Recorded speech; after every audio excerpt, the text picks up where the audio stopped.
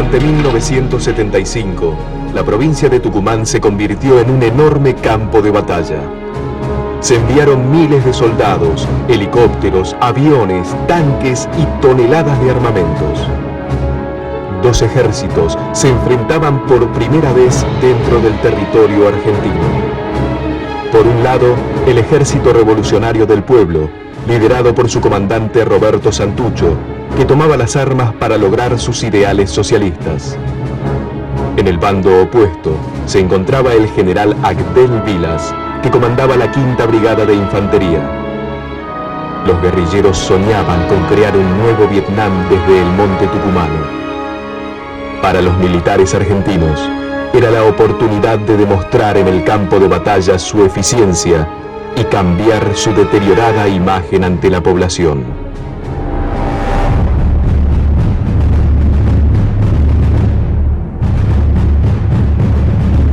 El domingo 1 de diciembre de 1974 era un día apacible y cálido en la ciudad de Tucumán. El capitán Humberto Viola acababa de estacionar su AMI 8 frente a la casa de sus padres. Como todos los domingos, iba con su familia a comer los tradicionales ravioles. Lo acompañaban su mujer, que estaba embarazada de 4 meses, y sus hijas de 3 y 5 años. De pronto, 3 autos rodearon a la familia y la tranquila tarde tucumana se llenó de disparos, gritos, sangre, horror. En la parte trasera quedó muerta María Cristina, de solo 3 años. La hija mayor del capitán Viola fue gravemente herida y estuvo muchos días en estado de coma. El cuerpo del capitán Viola quedó tendido en la vereda, acribillado por las balas, y su esposa se salvó milagrosamente. El asesinato del capitán Viola y de su hija de 3 años por el Ejército Revolucionario del Pueblo fue el más salvaje de los atentados que se habían registrado hasta el momento. Para los militares argentinos, fue la gota que colmó el vaso. El hecho que desencadenó la guerra contra la subversión en Tucumán. Fue un episodio terriblemente desagradable, trágico diría yo, inesperado. Un comando de RP atacó al capitán Viola y estando su hija ahí, y atacó de todos modos, ¿no? Bueno, el resultado fue la muerte de la niña. Cuando ocurrió eso, nosotros pensamos que fue una barbaridad. El operativo Independencia comenzó el 9 de febrero de 1975. 4 días antes, Isabel Perón firmaba el decreto secreto número 261, por el que se autorizaba al Estado Mayor del Ejército a aniquilar el accionar de los elementos subversivos que actuaban en la provincia de Tucumán. El operativo Independencia se inicia a raíz de las acciones guerrilleras que se estaban desarrollando en el país y como fue la primera zona, como digo, en la Argentina, que fue declarada zona liberada. Al declararse zona liberada, se sobreentiende que se está haciendo una nación dentro de una nación, motivo por el cual se inicia esto, que es una guerra verdaderamente. Bueno, el operativo Independencia fue para mí el ensayo general del golpe de Estado en cuanto a la metodología represiva, en cuanto a definir la forma que se iba a reprimir en el resto del país, ¿no? Con el aval del gobierno de Isabel Perón. Así fue como 5.000 soldados, equipados con un completo arsenal, helicópteros, aviones y tanques, se enfrentaron a 140 guerrilleros, cuyo delirante idealismo los había llevado a realizar sangrientas acciones y a tomar pequeños pueblos por unas horas, vestidos con uniforme de fajina color verde oliva, desfilando por sus calles, arengando con fogosas proclamas socialistas a los azorados pobladores, e izando la bandera azul y blanca con una estrella roja de 5 puntas en el centro. Son unos 20 hombres o 30. Primero tomaron la comisaría que está a 2 cuadras de acá, la estación del ferrocarril, izaron una bandera en un mástil precario que había por esta zona, montaron 2 ametralladoras antiaéreas en la esquina, arengaron a la gente, explicaban los propósitos que los traía. El general designado para comandar el gigantesco operativo Independencia fue Abdel Edgardo Vilas. El general Vilas no disimulaba sus simpatías abiertamente peronistas y su amistad con el entonces ministro de Bienestar Social José López Rega, que en ese momento dirigía los escuadrones de la AAA. Según Martin Andersen, corresponsal del Washington Post, al general Vilas le gustaba jactarse de que era el general de la muerte. Quiero ver delante mío los cadáveres de 20 subversivos cada día, arengó una vez a sus tropas. Con frecuencia cumplían. Vilas veía la lucha antiguerrillera como un enfrentamiento de vasto alcance entre las fuerzas de la luz y el reino de las tinieblas, en el que nadie estaba fuera de sospecha. La primera acción que ordenó el general Vilas fue desplegar una fuerza de 1.500 hombres a lo largo de la Ruta 38, al sur de San Miguel de Tucumán, la capital de la provincia. En esta zona los cañaverales, aparentemente infinitos, rodeaban los pueblos. La ruta corría paralela al monte. Ese sería en los próximos meses el teatro de operaciones. Había 14 guerrilleros del ERP, estaban dormidos después de una noche de circulación y expedición y demás, y habían dormido en una especie de pajonal. Una patrulla del ejército los sorprendió, les dio la voz de alto, se despertaron y empezaron a tirotearse. Este combate duró más o menos 2 horas, murieron los 14, que de hecho fueron sorprendidos y rodeados.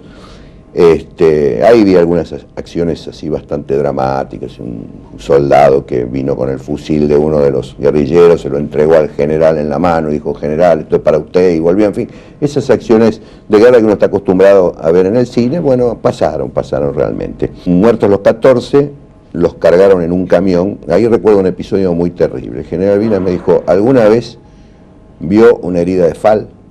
Le dije: no, vi heridas espantosas, yo vi en Vietnam quemar gente con napalm, pero digo, no, una herida de FAL. Dice: bueno, yo quiero que meta los dedos en una herida de FAL para que usted vea lo que es una herida de FAL. Y ahí nomás me hizo meter estos 2 dedos dentro de la panza de uno de los guerrilleros, escena que, bueno, cargaron los 14 cuerpos semidesnudos ya en un camión, en un Unimog como este que está acá. Y como no había otro vehículo disponible, el helicóptero ya iban todos los oficiales que estaban, por lo tanto no había lugar para nosotros. Nos subimos nosotros al camión y fuimos hasta San Miguel de Tucumán, pleno centro, hasta la brigada, con los muertos bamboleándose y saltando, y nosotros agarrados de las crucetas del Unimog. Esos camiones llevaban a la ciudad de Tucumán los cadáveres de los guerrilleros muertos en el combate de Acheral. El 10 de octubre de 1975, en las cercanías de Acheral, se desarrolló este feroz enfrentamiento. Un grupo de 14 guerrilleros había bajado del monte para recoger una carga de provisiones enviada por camión desde Buenos Aires y se detuvo a descansar en un campo de caña de azúcar. El sector estaba rodeado por cañaverales ya cortados. El ejército había sido prevenido de la presencia de guerrilleros por un agente de inteligencia infiltrado en sus filas. Los soldados rodearon a los guerrilleros y prendieron fuego el cañaveral, mientras los helicópteros los bombardeaban con cohetes y cargas de trotina. Los insurrectos fueron masacrados y el ejército solo perdió un hombre. El hecho de que el Ejército Revolucionario del Pueblo eligiera a Tucumán como lugar de su más audaz y fatal desafío al Estado argentino refleja uno de los más acariciados mitos de la izquierda. Para muchos, el monte tucumano y la llanura donde se extienden las plantaciones de caña de azúcar evocaban la isla de Cuba, donde en 1959 la revolución, liderada por Fidel Castro, el Che Guevara y sus guerrilleros, había triunfado. Ellos eligieron el monte tucumano a semejanza de lo que pasó, de lo que hizo Fidel Castro en la Sierra Maestra. Pero las diferencias con Cuba son abismales. Al frente de las fuerzas del Ejército Revolucionario de los Trabajadores estaba el comandante Roberto Santucho, un protagonista prácticamente desconocido de la trágica y reciente historia argentina. Santucho era para sus seguidores una figura carismática, casi mística.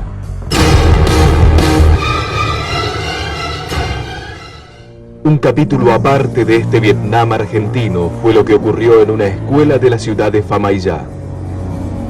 En esta escuela se instaló el primer campo de concentración clandestino conducido por el ejército en nuestro país.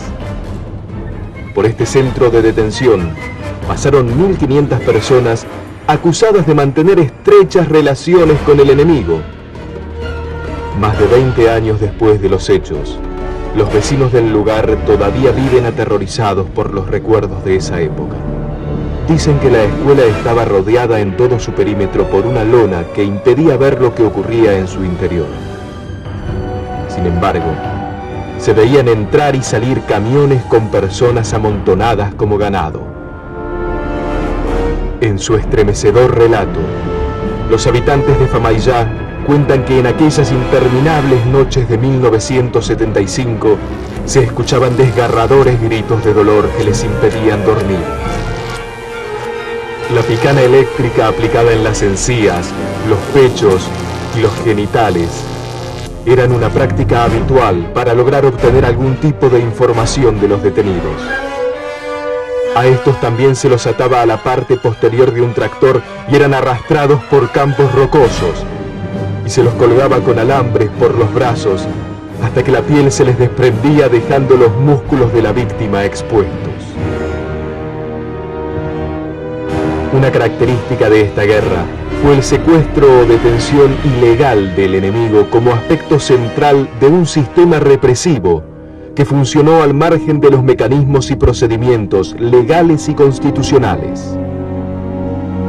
Juan de Onis, corresponsal del New York Times, escribió en 1975: es una guerra en la que aparentemente no hay prisioneros y en la que los militares no hacen gran distinción entre guerrilleros armados y colaboradores. Yo no puedo justificar lo que legalmente corresponde a una guerra. Si yo entiendo que esto es una guerra, habría que regirla por la Convención de Ginebra y habría que regirla por todos lo escrito sobre la guerra. Pero sobre la guerra no está nada escrito, y en la guerra todo vale igual que en la política. Si hoy por hoy en la política todo vale, imagínense que en la guerra todo vale. En una guerra no hay exceso, por empezar. Si yo digo que esto es una guerra, para mí no hubo exceso. Uno de los hechos más curiosos y misteriosos de esta guerra fue la muerte del hijo del capitán Alzogaray, hermano de Álvaro Alzogaray. Este joven, a pesar de pertenecer a una tradicional y conservadora familia de militares, se encontraba en ese momento en Tucumán integrando una columna de montoneros. Lo captura gente de un grupo especial, de un grupo de torturadores que tenía la policía de la provincia de Tucumán al mando del comisario Albornoz. El propio Bussi, según cuenta el comisario Campero, lo fue a ver a ese sector que en la policía se llamaba confidencial. Deciden fusilarlo así sentado en una silla. Mi entrevistado, el comisario Campero, recoge el dato de que le van a vendar los ojos. Él se niega a ser vendado y pide ver los rostros de sus asesinos. Le disparan 2 hombres, entre ellos Albornoz. Quiere decir de que, bueno, hay toda una polémica sobre este tema. ¿Quién mató a Alzogaray? La familia de Alzogaray, por lo que sabemos, se resiste a creer que su hijo, el hermano de Julio Alzogaray, haya estado allí en ese momento. El 25 de mayo de 1975, una columna de unos 60 guerrilleros se preparó para lanzar un ataque por sorpresa al cuartel del ejército localizado en la ciudad de Famaillá, a 35 kilómetros al sur de la capital de la provincia. Con este ataque, Santucho esperaba capturar al general Vilas en su propia sede. La caravana de camiones y camionetas de los insurrectos avanzó por un camino de tierra abandonado. Mientras se aproximaban a la escuela de Manchalá, fueron divisados por un grupo de 16 soldados que estaban pintando la escuelita como parte del programa de acción cívica de los militares. Al descubrir la columna de camiones, los hombres del ejército se enfrentaron con el grupo de guerrilleros, que era mucho más numeroso. Los insurrectos tuvieron que abandonar sus vehículos y buscar refugio a lo largo del camino. En el medio de un feroz tiroteo, uno de los soldados escapó y corrió 15 kilómetros a Famaillá para buscar ayuda. El encarnizado combate duró varias horas. Como era característico en estas confrontaciones armadas, los informes sobre las bajas variaban ampliamente. El Ejército Revolucionario del Pueblo admitía haber sufrido 2 muertos, mientras que sostenía haber matado a 28 soldados. La Quinta Brigada de Infantería decía en cambio haber dado muerte a 17 guerrilleros y no haber perdido ningún hombre. En diciembre de 1975, el general Vilas fue transferido de Tucumán. Este singular general peronista había soñado con convertirse en el primer gobernador militar de la provincia, pero su benefactor López Rega había perdido poder y ya se estaba gestando el golpe militar de marzo de 1976.